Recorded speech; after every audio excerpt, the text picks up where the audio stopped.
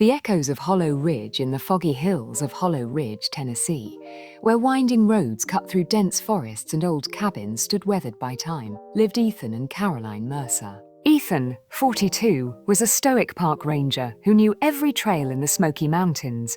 Caroline, 39, ran a small bakery in town, her warm smile a staple for locals. They'd been married 15 years, their life a quiet dance of familiarity. No children, just a dog named Rusty and a cabin overlooking the ridge. But beneath the surface of their rustic peace, secrets simmered, waiting to erupt. Prologue: the missing hours it began with a late shift. Caroline had been staying at the bakery past closing, blaming a rush of holiday orders. Ethan, used to her dedication, didn't question it until one December night when she didn't come home until 3 a.m. She stumbled in, cheeks flushed, claiming she'd fallen asleep at the shop. Ethan nodded, but the next morning he found mud on her boots. Thick red clay not found in town, but deep in the forest near Hollow Creek. He asked casually over coffee, "Where'd you get that mud?"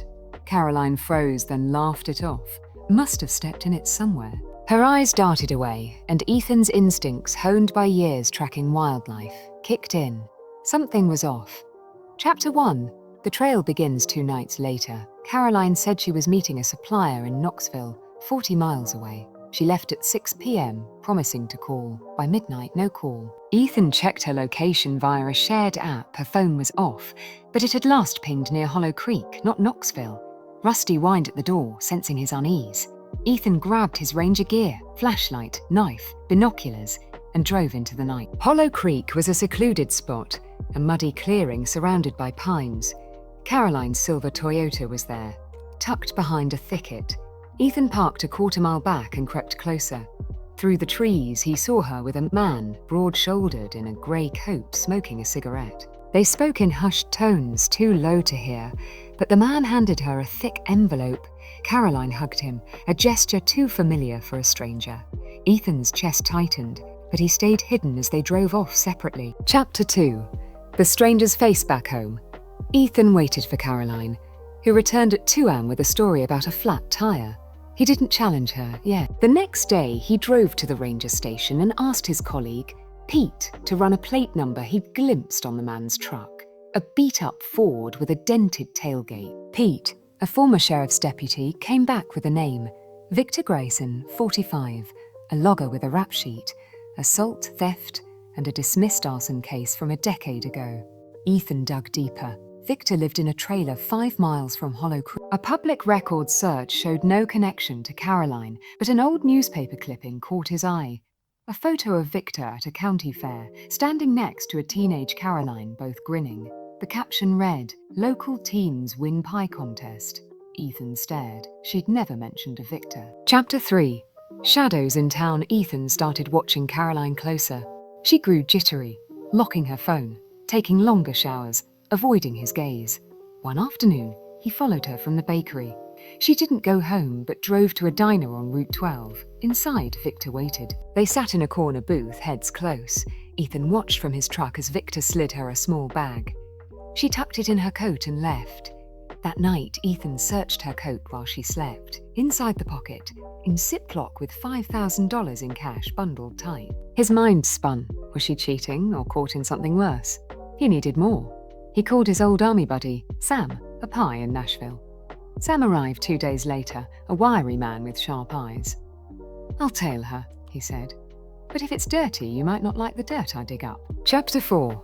The third voice. Sam's first report came fast. Victor wasn't just meeting Caroline. He was part of a trio. A woman, mid-30s, with short black hair and a scar on her cheek, joined them at Hollow Creek the next night. Sam got photos. The woman drove a green SUV and carried a gun under her jacket. "Her name's Tara Holt," Sam said. "Ex-con, did time for smuggling. She's bad news."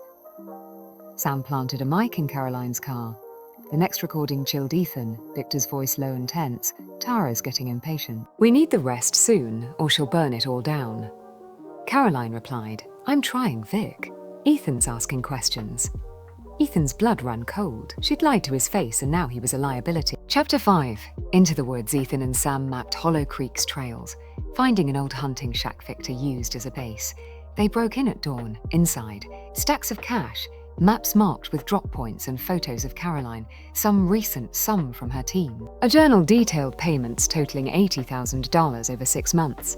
One entry read, "C's Bakery's the front, Tara's the muscle. One more job, then we're out." Ethan pieced it together. Caroline wasn't just cheating. She was laundering money through her bakery, likely for Victor and Tara. But why? He remembered her mentioning a brother who died young. Except maybe he hadn't. Was Victor that brother pulling her into his world? Chapter 6. The fire starter Ethan confronted Caroline that night, showing the photos and cash. She crumbled. "Victor's my half-brother," she admitted. "Dad had an affair. Mom never told you. Vic found me 5 years ago, broke, begging for help. I gave him money, but then Tara showed up. They forced me to clean their cash, drug money, Ethan. I didn't want you hurt." He demanded the full story. Victor and Tara ran a small drug ring, using Hollow Ridge's isolation to stash product. Caroline's bakery hid the profits. She'd wanted out, but Tara threatened to torch the place and frame Ethan for it. Ethan didn't trust her tears. He called Sam. "We end this." They set a trap, leaked a fake drop point to Tara through a burner phone, claiming Caroline had flipped. Tara took the bait, showing up at Hollow Creek with Victor. Ethan and Sam recorded it all. Tara ranting, Victor confessing, cash changing hands. Chapter 7. The reckoning. The police swooped in, tipped off by Sam's evidence. Tara fired at them, earning a bullet in the leg before surrendering. Victor spilled everything under interrogation. He'd dragged Caroline in, but she'd kept it going to protect her perfect life. The bakery's books were seized, $120,000 traced back to the ring. Caroline faced charges but cut a deal, testifying against Tara and Victor for a lighter sentence, 2 years probation. Ethan didn't wait for her trial. He filed for divorce, sold the cabin, and moved Rusty to a new ranger post in Kentucky. Epilogue. Silent Trail's Hollow Ridge faded into memory, its foggy hills hiding new secrets.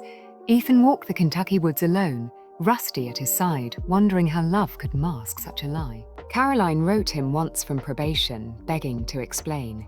He burned the letter unread. Some echoes, he decided, were best left silent.